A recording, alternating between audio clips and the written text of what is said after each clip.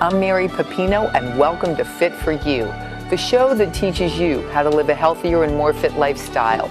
Starting to get chilly outside, so we're taking our workouts in. I'm sitting here on a piece of hoist equipment at Ntense Workout, and this is where we're going to be introducing you to the latest and greatest equipment and some of my dear old friends and the second generation of the Straub fitness family.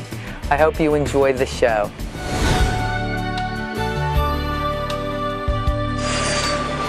We're going to take you back in time and give you a little bit of a history as to how the fitness business started in Youngstown, Ohio. And I'm very proud to introduce my friend and one of the pioneers in fitness, the pioneer in our area, John Straub. Welcome, John. Thank you, Mary. Mary, do you realize that the first time I spoke to you, it was about working out, and it was about equipment, and that was about 30 years ago. Exactly, when we were both about 10 years old. Yeah. Exactly. I'd like to think that. Your story is fabulous. You were the first to have a fitness store in Youngstown, Ohio, where people could actually go in and buy equipment. I think one of the first in the country. But let's talk about how it all started with you. You got into this business by accident. And no pun intended, but tell us about the accident. Well, it was January 1977, very cold, and a truck went left of center and hit me head on.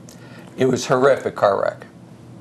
Left me in the hospital for 7 months, fractured femurs, fractured tibia and fibula, you name it, facial damage, everything. I was there. It was a tough time to recover. Wheelchair, crutches. They didn't really have the type of rehab they have today. So it was like, how was I going to get going again? How was I going to get walking? Did they think you were going to walk? I really don't know that. Why I don't know that is because the physician that put me back together actually died of terminal cancer while I was in the hospital, my orthopedic doc. So I really didn't have that guidance to know what was going to happen after I got in the hospital. I just truly got out in a wheelchair, went to my home. My dad opened up all the doorways. He built ramps so that I could get around the house. And then it was like, all right, well, what are we going to do? I got to get my legs stronger. Well, back then, you really couldn't just go somewhere and buy equipment, good equipment, for the type of rehab that I needed. So my dad was a steel worker, and he said, why don't we just build it? So he brought back steel, he brought back a welder into our home, into our garage, and we started building it. And I built. Now, before you started building, tell us about you were going through magazines. Correct. And back then, you had basic stuff. You had Muscle and Fitness, you had Iron Man. So what I did was I would look at guys that were bodybuilding their legs. But you got to remember, I wasn't about bodybuilding. I was about rehabilitation. And I always thought there was a very thin line between general fitness and rehabilitation. Because when you really think about it, what are you doing even if you're trying to bodybuild? You're getting that weak muscle and you're developing it. So what I had to do was I had to find equipment that actually worked on those parts of my legs that I felt needed development. So the first piece of equipment you find in the magazine that you said, I think I can do this, was? It was a leg extension leg curl. But it was very, it was basic. Very basic. And the problem what I had with basic was when I would sit down on it, I only had like 10% range of motion. Now, you were in a wheelchair during this time. Correct. Okay. Yeah. But it wasn't because I wasn't going to be able to walk down the road. Mm-hmm. It was just because of my brakes. Mm-hmm. And I had to I couldn't have weight bearing on them for a long time. So at this time, I was looking at how can I get going? Well, the only problem was I had too much atrophy in my muscle, so I had to get it developed. So the thing was if I built a leg extension leg curl and I put weight on it, how was I going to get into the machine? So that because I didn't have any range of motion in my legs, because my leg only went down 10%. So I said, well, wait a second, I got to develop a machine where this leg roller can actually come up and I could start there. So I started at 10%, I dropped it down to 20, dropped it down to 30, dropped it down to 40. Well, how was I going to do that? So I built a cam, I built a pin on the side, and I would just every time I would get to the next level, I'd just move the pin. And you would be able to adjust the leg plate. Correct. And for those that aren't familiar, the leg extension is where you're sitting in the machine and you're bringing your legs up and down. And the leg curl, if it's a seated, you're going the opposite direction, or you can be laying. Correct. Back then, they didn't even have seated then. It was a prone bench, so you laid on your belly. And that was another thing. It was really tough to do because you had to lay down. That was a tough movement for me. It was a tough when you can't really even walk. And you're from a seated position, you have to roll over. So that was another thing that happened. I found out that I couldn't do this as a combo. I had to do two separate pieces. So I ended up doing a prone bench, and then for the curls, but I did the same range of motion on that. And that actually led to something because at the time, the industry didn't have what we called range of motion. You had these high-end companies, medical companies, that had this kind of stuff, but not for home use or gym use. So when I developed that range of motion, a lot of the industry took hold of that. It was kind of neat. And you were able to create some things that eventually were sold to some of the major companies that we know and understand today. Yeah, a lot of the things you see today on our product, and big name companies, believe it or not, went with these ideas. And that was the neatest part. But I think there again, the difference between myself and a lot of the other people and a lot of the other designers, they were designers and they were builders, they were welders. They didn't do it from necessity.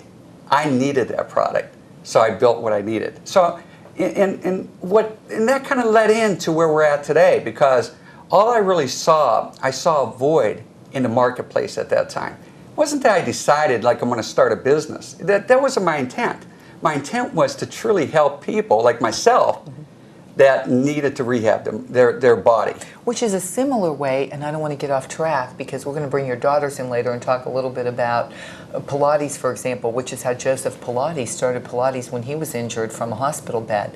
But let's get back to muscle connection. So then you get the brilliant idea of, all right, we need to have a retail store where people can come in, see this equipment, and have a venue to purchase it, correct? What happened back then, if you go back to 1977, we had sporting goods stores, we had health food stores, and these stores would all put a little bit of like benches, maybe some weights, but nobody ever did it as a full-fledged fitness equipment store. And back then, we used the term workout a lot. We didn't really use the term fitness. We didn't use the word aerobic back then. You know, we didn't understand those terms yet, because don't forget, at that time, Cooper Institute wasn't even around. So the word aerobic had just come about. So we were just breaking ground into that. And we were pretty much into what I would call the fitness revolution at that time. I was right at the start of it. So it was, even though I had this horrific auto wreck, it kind of was the right time to do what I needed to do for myself and for the industry. So now you decide, okay, we're going to create a retail venue that is dedicated strictly to equipment. Did you build your own equipment in the beginning? Were you buying some? How did you stock the store? It was actually both. There were certain things you just couldn't make, like a weight plate, for example. There was a foundry down in Sinking Springs, Pennsylvania. What I used to do was I would leave my house like at 11 o'clock at night. I'd drive 5 hours, load up my pickup truck, and buy this iron and bring it back up. And I would because when I started this, it was actually out of my dad's basement, out of my house in Camel. And it was kind of a unique setup because, you know, we're Camel, so everything's on hills. So you came up my driveway and you went in through a side door, and you one step down, you were in the basement. So that's where I used to bring all my weight. I'd bring bars. I went to a trade show. I found some weight belts and gloves. Once again, not thinking that I wanted to start a business, but just saying, man, I never saw this stuff around here. I think somebody would want to buy this kind of stuff. At that time, all the equipment was being made by myself out of my garage. And as it went on, now you start finding out that there's other things you could get into. You start finding out that, hey, maybe I could sell a treadmill, I could sell a rower, I could sell an exercise bike. And that's how it came about. Where was the first store? Well, the first store, the actual name Muscle Connection started out of my dad's house in Camel, where I actually had a sign put up and I had lights shining down on it. And it was kind of unique because at the time I was working, my brother got me my first job ever after my auto wreck. And it was in a machine shop. And so at that point I learned a lot more about how to develop product. So it was pretty neat, but I actually wasn't going to call my store Muscle Connection, believe it or not. I was going to call it like home fitness equipment, home workout equipment. But every time I tried to register that name as a business, those names were taken. So what I ended up doing was, I said, what would connect me to what I'm doing, me to the muscles? I said, Muscle Connection. So simple, but it took. It's a great name. Yeah, it kind of works. And it's very cool because now you have been able to develop this store that has very, very state-of-the-art equipment and bring your daughters into the business. Two fabulous girls that we're going to meet very soon, Al and Steph, and just touch a little bit upon how they got into it. You started them off very young, didn't you? I did. And you got to remember, it's just like when you're in this business and you have your own professional, your personal life and your professional life is making and selling fitness equipment, your kids become a part of that, whether they want to or not. It's just part of your life. And I don't think they knew anything else, because you got to remember, when they were both born, I had already had Muscle Connection started, and we were already into it as about 3 or 4 years. So as they grew up, they really didn't know anything else. They grew up around weights, they grew up around bikes and treadmills, and once again, it was always about that, not just about general fitness. It wasn't about saying, hey, we want to look like Arnold Schwarzenegger. It wasn't about that. It was about truly keeping yourself healthy, keeping yourself fit so that you could go on with your daily life. And see, that's what I love most about your story. It's all based on the health foundation, not just how do I look. It's all about how I feel, how's my functionality. And I think that's really what fitness and working out is all about. And if you can establish that mindset, then you can make it a part of your life. You know, because then you get it into, like I said, it's about how you feel and your quality of life. I agree. And well, go ahead. And we got to remember that a lot of people in life, we got fit people out there, we really do. But the majority of them can go through life. You can start off as a young adult, but as you get older, things happen. Our bodies start to break down. You slip on some ice, you break a leg, you're lifting a bag out of your trunk of your car and you strain your back. These are all part of living. This is what we go through in our everyday lives. We want to condition ourselves for everyday lives first. Then if the other stuff comes along, great. Exact functional training. Think of the functions you perform in your daily life, and then you want to put your fitness routine around that so you strengthen the muscles and joints and so on that go along with. Yeah. I'm anxious to meet the girls. I have one last question for you before we go to our next segment. What would you say is the most innovative thing in fitness that you have seen in your tenure from inception to today? Well, that's a good question, because there's been a lot of different things that have come and gone. But I think the biggest innovation is going to be the Precor elliptical. And what I dig about this product is that you have a product that's weight-bearing, it's non-impact, my foot never leaves the surface, so I'm able to make the same motion as walking and running. I'm able to add resistance to that product. It's one of the few products I would classify not only as general fitness, but also rehabilitation. And like I said, as we go through life, we may have these times where we're feeling very good, but we're also going to have those times when we're going through an injury. That's one of those products that could do both. Excellent. And you know, you make the point about injury, and also you can have a genetic propensity to something. You may have a heart attack. God, you know, forbid that it's if it's serious, but whatever. If you have a genetic propensity to something, and something does happen, at least if you're in some type of condition before it happens, you're going to recover much better. And if you're not, and you can incorporate fitness into the recovery, the quality and the recovery is going to be so much better after. So I agree with that. And yes. You know, if we could do that preventive maintenance for our own body versus just the reactive, man, it can make a big difference. Excellent. Let's meet the girls.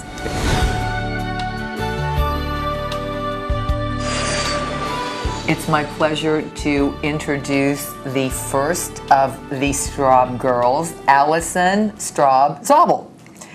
And small world, your husband's family was friends with my family, and so wow. Yeah, nice connection. Absolutely. All kind of connections in this connections. area. So Al, very interesting background. You got into fitness when you were very young. Yes. And we're going to talk about your certifications. Sure. Run through them very quickly. You are? I have NETA, which is the National Exercise Council of Association, and I have my personal training group exercise, Pilates, and my indoor cycling through them. I have ACE, which is the American Council on Exercise, and I have their health coach, and the Titleist Performance Institute Level 3 Fitness Expert. And the Titleist Fitness Expert certification is something we want to spend a lot of time on. Definitely. Because you are one of the few people in the country that have this certification.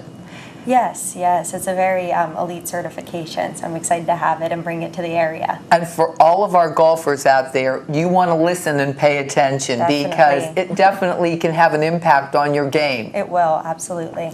So let's talk a little bit. It's called the Titleist Performance Institute, TPI, Fitness Certification. There are 3 levels. Yes. Tell us how you started playing golf when you were how old? I started playing about middle school and got really into it high school and college. Played at Poland High School and Youngstown State University for a few years. And it was while I was at YSU that I got a little bit more into both the fitness industry and into golf. So it was a combination of both of those.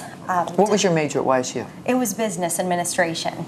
Which I like to note because you bring the business angle, Yes. and then and then got into the fitness side of it. Yes, definitely. So while I was there, I was doing the golf and the fitness, and was at the rec center at YSU, and that's where I started getting my certifications. I started with my Pilates, then went on to group. And at that time, Titleist Performance Institute had put out the Golf Fitness Academy on the Golf Channel.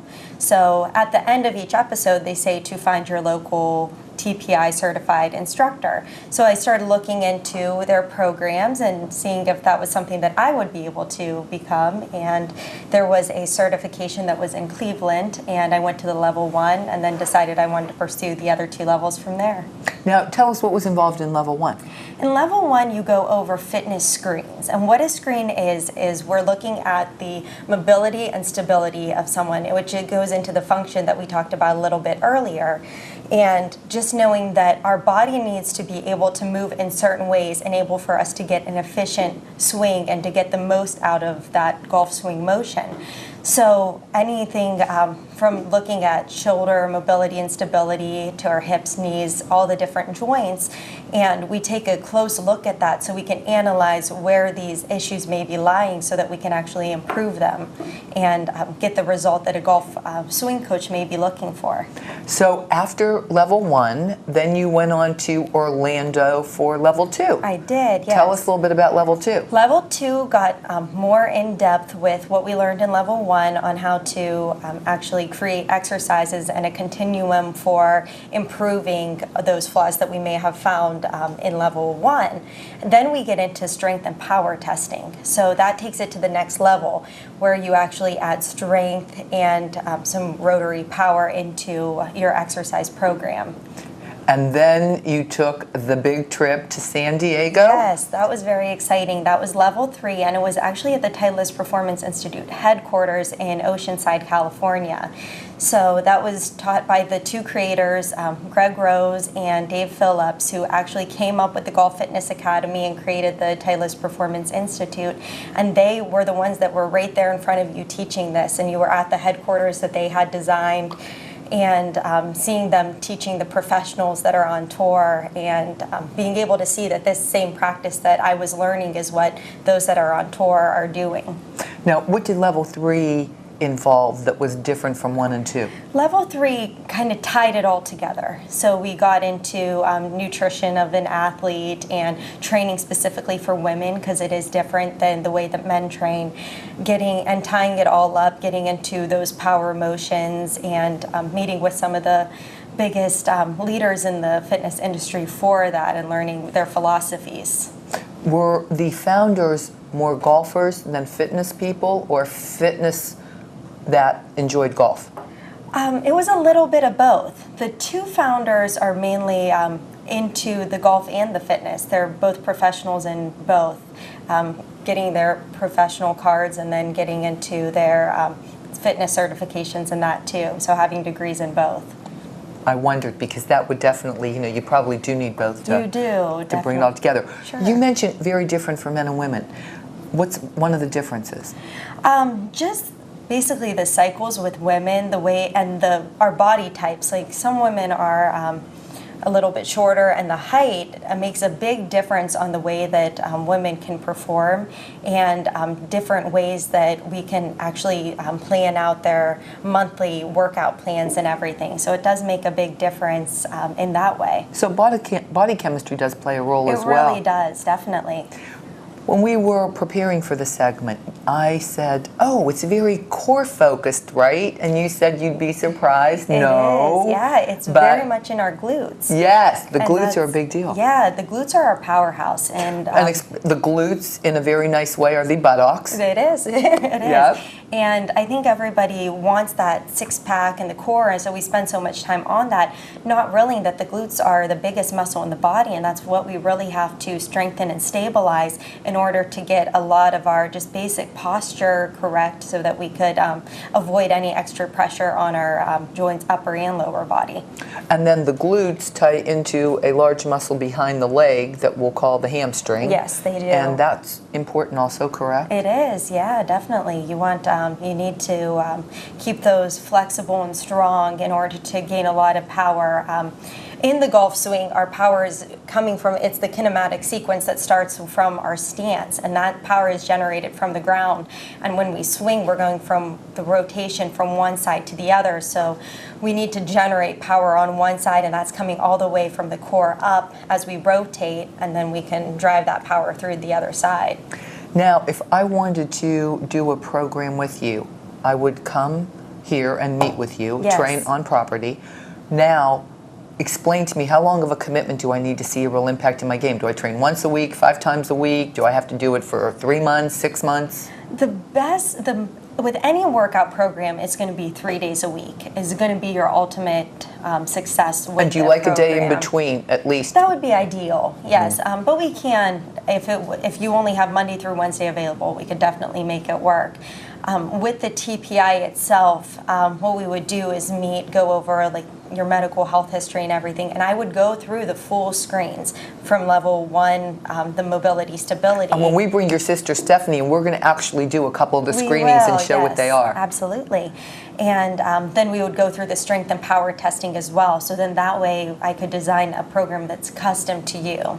So I come in, you do what I'm going to call my evaluation. Yes. And then you need a little bit of time to actually put what I'm going to call my exercise prescription together. Yes. And then I would come in, and then you train me specifically for Exactly. myself.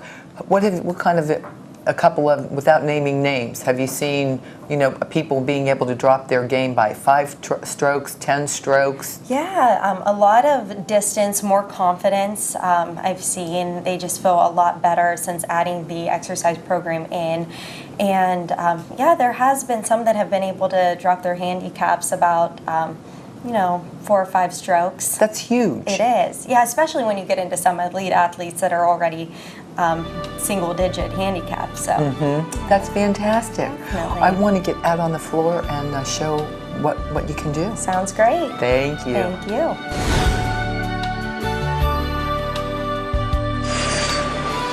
It's my pleasure to introduce the other Straub sister, Stephanie Straub. Hi, Steph. Hi, how are you? Good. We know you have your business degree in accounting, but tell us about your fitness certifications. As far as fitness goes, I have my NITA, which is also my sister has, the group certification, personal training, group cycling, as well as Pilates. I'm yoga fit, yoga, and a few specialties as far as Zumba and Pilates goes. Pretty impressive. Yes, it's fun. And you do personal training. I do, yes. And you're going to be our model when we get into doing the Titleist performance. Yes. But what I want to talk about first is one of the biggest challenges, I think you will agree with me, we have with clients is getting people motivated and keeping them motivated. Oh, absolutely. And Precor came out with this AMT, Yes. and it has the most phenomenal software package, which is called Priva. And tell us what Priva does, because then you're going to demo it for us in a minute here. Priva is a software that is on all Precor cardio. What you do is you log into it. It tracks all your workouts. It gives you goals, and it'll tell you you just traveled as far as the Great Wall of China, and just little motivational tools. You can also access the internet, hook up an iPod or iPhone, watch TV, listen to your music. It's just really great. And that's what I think is really cool, because if people, are concerned, well, I'm too busy, I have to, have to work, I don't have time. This is a great piece of equipment that you can get on, be moving, get on the internet. If you have to do, some work, you can get your work done while you're working out to keep your mind off of sometimes what people call the boredom of doing the activity. It helps it go by a lot faster. We have a ton that check their emails, just do the day-to-day routine while working out. I want you to demonstrate this because it is just so cool. So I'm going to step aside, you're going to get on, and I want you to start with signing in. The other cool thing is you can sign in on this piece of equipment, and if you're traveling to another state or probably another country, you can get on Precor that has this software, sign in, and your historical workout record will come up. You can incorporate your current workout wherever you are into your history, and you pull it up from wherever. Absolutely. So Steph, the cool thing I love about this is you can get onto this machine, you sign in, and you could be traveling anywhere in the world. Any facility that has this type of equipment, a Precor piece of equipment with this software, you sign in, you can pull up your historical workouts, and you can incorporate the workout you're going to be doing in that particular geographic location into your history and pull it back up when you come home. Yes. It's amazing. So you signed in now, and It said welcome Steph. I can go pick my program, watch TV. pull the TV screen up real quick because I think it's really cool. You would have a headset on, so you're not interfering with Plug right here for your headphones. the person next to you. We have a basic cable on here. You can watch the TV. There's an adapter right up here for your iPod or iPhone. Listen to music from there. And then, like I said, you can also access. Now let's go to the internet because this is what I love. It's almost like a little workout desk. You can get on. Just go straight to Google. From there, you can check your email. You can use any website that you want. That's fantastic. And the motion is very much like an elliptical, correct? This is the AMT, that stands for Adaptive Motion Trainer. It's kind of a combination between a stepper and an elliptical, because you start out in the step motion, you can go into a light jog or a full sprint. And I like the fact that your arms and your legs are working. Yes. It's really that full body workout. It is. You feel it full body. And you know, when we were talking with your sister about the importance of the glutes, for example, in golf, this is a great way to work your glutes. This is a great machine for that. Yes. Can you control your resistance? You can, yes. So right here, there's 1 through 5. It shortens the stride length. So when you're up to 5, it's more of that stepper, and you can increase your resistance, which targets your glutes and your quads a little bit more. And I notice it has the handheld mechanics so that you can get your heart rate at any point in time. Right here. Also, if you have a polar heart rate monitor, the strap will pick up onto the screen. Fantastic.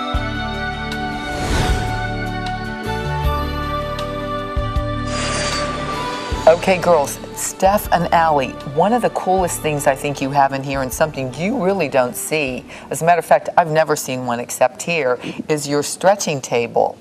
So explain, because most people are used to laying or lying on the floor and stretching. Yeah. I think Steph is going to be our model, and Al, you're going to be our trainer. Yes. So do you want to demo stretching on the table for a client? Absolutely. I'd like to go over a couple stretches that will really help the mobility of the lower body for our TPI that we were talking about that will enhance our golf swing. So you can go ahead and lay down. And what we're going to do is a basic basic hamstring stretch. So go ahead and take one knee into And we're going to actually extend. So if you could see, she's kind of tight. We see some shaking going on. So this is what we want to loosen up here. With stretching, you want to make sure that any of this static stretching, where we are just taking one muscle, we want to elongate it, you want to take your time getting into this. This is something that you don't want to do at the beginning of a workout. We want to have our body warm, because you could hurt a muscle just by doing a stretch, just like you can if you go too hard in a workout without being warmed up. So you want to have a little bit of cardio, a little bit of a warm-up, maybe 10, 15, 20-minute warm-up. Yes, or absolutely. After your cardio, then get into your stretching. Yes, yes. The other thing I want to point out about the table that's very cool, as a trainer, when you're working with your client, it's not like you're on the floor trying to maneuver. It's a much better way for you to connect and I think train and assist the client. Oh, it is. Because now you're standing up and they are not, everybody isn't flat on the floor. Right, right. Yeah, it's definitely a much better situation for both the client and the trainer, and it allows us to get more into the necessary stretching for what we're trying to accomplish. And I'll tell you, and it's very good because when you're on the back too, and sometimes even when you have a mat, depending on the surface of the floor, it can be really hard on the body, the spine, the back. It can, absolutely. Want to demo one more? Sure. We're going to go ahead, and this is a nice one for our hip flexors that we want to keep loose, and it's a great stretch. It's just taking our ankle right over the other side. We're going to bend that bottom leg. We're going to want to try to keep this leg as parallel to the wall as we can, and get into that stretch right there. So this all the way from that outer thigh, the glute, even gets into our hamstring and hip flexor. So this is hitting a lot of muscles for us. So this is a great one, whether you just got done doing some cardio or did a lower body routine. This is going to be one of our key stretches that we'd want to get into. If a client wanted to schedule time with you girls just to do a stretching workout. Yes, we have plenty that do that at core and stretching. Yeah, we would recommend probably about a half an hour for that. Because I don't think people always understand. It doesn't always have to be about coming in and lifting weights or coming in and getting on a piece of cardio. It can be just about doing something like this, which is so important. And for me, for example, I'm so good about my cardio and my weights. I'm not as good about my stretching. And plus, when you have somebody helping you stretch, a trainer, a professional, you can get a much better stretch. You can. Yeah, it helps you get into it a little bit more than you would on your own. Just working out with a trainer, it even helps just push yourself that little bit more. Totally agree. Totally agree.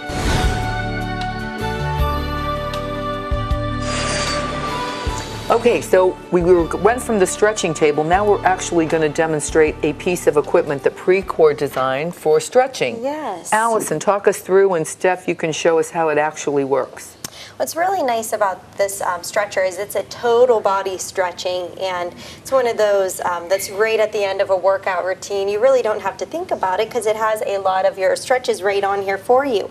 So you could do upper body. If you just have your hands at the top and you sit back into the machine, that gets into our lower back, our shoulders, and our upper body. So we get a nice stretch there. We can also do different hand positions just to hit our muscles a little bit different. This is another way that we could stretch our hamstring. And what's nice about even hitting it from the stretch table to coming on here is you're just hitting those muscles a little bit different and helping to elongate them. So doing both the Precor stretcher as well as our free stretching on the table are both very good to do.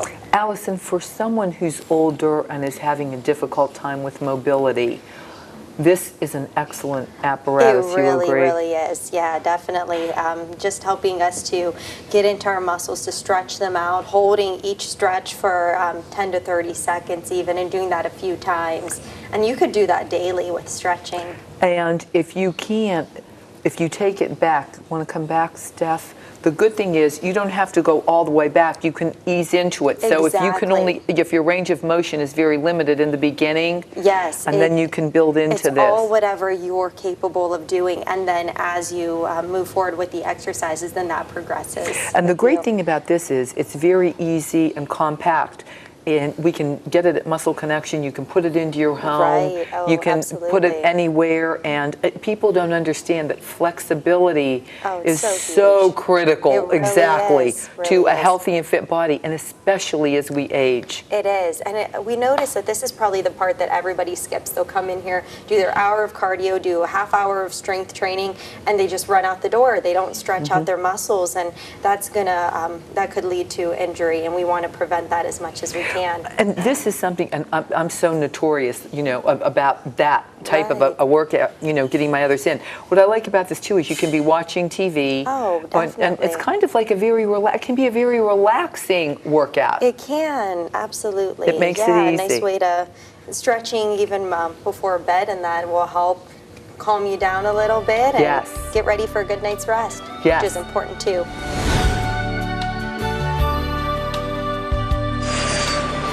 We talked about the Titleist certification, and now we want to demonstrate the screenings. Yes. So, Allison, pick a couple of the 16 screenings. Sure. What we're going to start with is the overhead deep squat. So I'm going to go ahead and give Stephanie this bar. What we're going to do is just take the bar, 90-degree angle up at the top. So we're going to take our hands right apart, start down here, 90-degree angle, and then press all the way up to the sky. Our feet are going to be hip width apart, facing forward.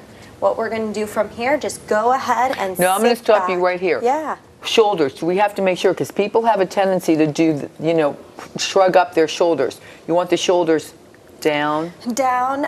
For this one, we're just reaching up to the sky. And are we holding our tummy tight? Are we watching our core? Conscientious. What these screens are is we just want to go through them and see how a person's natural reaction is to each screen, so we can isolate the movement that we're focusing on. And so throughout all 16 screens, we actually are able to see every movement in the body and get a good idea of where we're at. So you want the people, and that's kind of what I wanted to point out. Don't try to do it perfect. Exactly. We want to see Your just what you natural do in your motion. natural state, because you can't see where the problems lie if people are trying to suck in their tummy and be their best when they're Exactly. perfect. So we're going to go ahead and take that right up to the sky and just try and sit back as far as you can. Now, if we can see her feet flared out a little bit, she's not all the way down. And we have this movement where the bar is coming forward. So there are some limitations here that we see. You can go ahead and come up. I'll take the bar now. So what we see with the overhead deep squat is that we have a little bit of weakness in our glutes. We also have tightness in our dorsiflexors in the back of our ankle and calf. So what this does is it limits our mobility. So we want to create those stretches that are going to elongate those areas and create more mobility with the dorsiflexors as well. And what this does for the golf swing is you would actually notice it could happen that they would actually overextend, which means when you're down to approach the ball, when you're swinging through, you could stand up at the point of return to the golf ball. Excellent. Now, screening number 2. Yes, screening number 2 will be, I'll bring this guy over. All right. So screening number 2 is called the reach, roll, and lift. What I'm going to do is have Steph go down and starting what we would call in yoga, a little piece of heaven. So our hands are out. We're going to stack fist, one on top of each other by our forehead. From here, what we're doing is we're looking at the stability and mobility of our shoulder, our stabilizers here, which is going to come into play as we rotate and carry the club back in our swing. Go ahead and take one arm out and reach out as far as you can. Go ahead and flip that up and reach up as high as you can.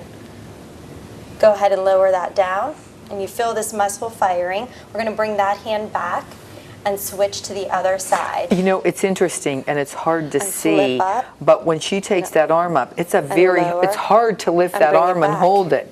It is. And you can Absolutely. see Go her ahead and shaking come a up. little bit because You it's a hard can. movement.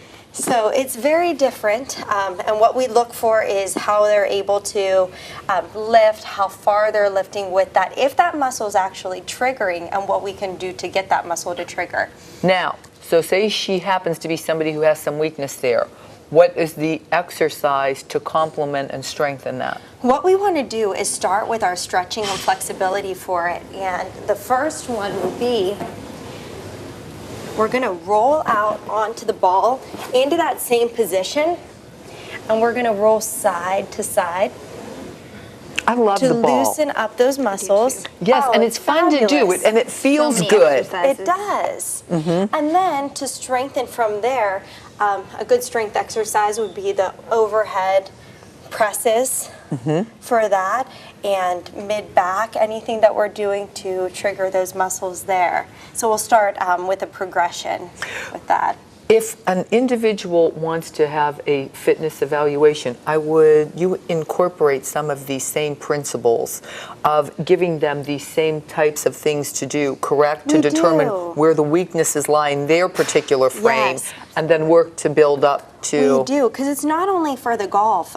Like we were talking about earlier with the functional fitness, you want to have that base of mobility and stability before you even start attacking any of the equipment that we have here and adding weight. Because if you can't do that movement without any weight, there's no reason to put that extra stress on your body and try to perform those movements with weight before we can do them with our bodies. And you know, I tell people, if you're on a budget, and be it financial or a time budget, I think it's really important, get an assessment with a personal trainer. Even if you're somebody who works out, like myself, I will find myself falling into the habit of doing the same things that I like, they're comfortable, I know them.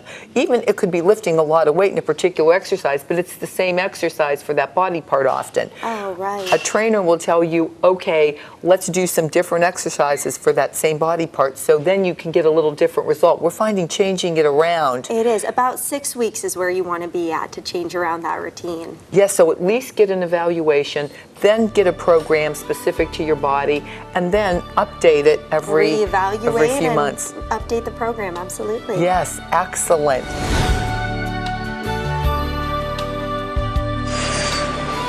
I want to express my sincere appreciation to the Straub family, my dear friend John and his beautiful daughters, Allison and Stephanie.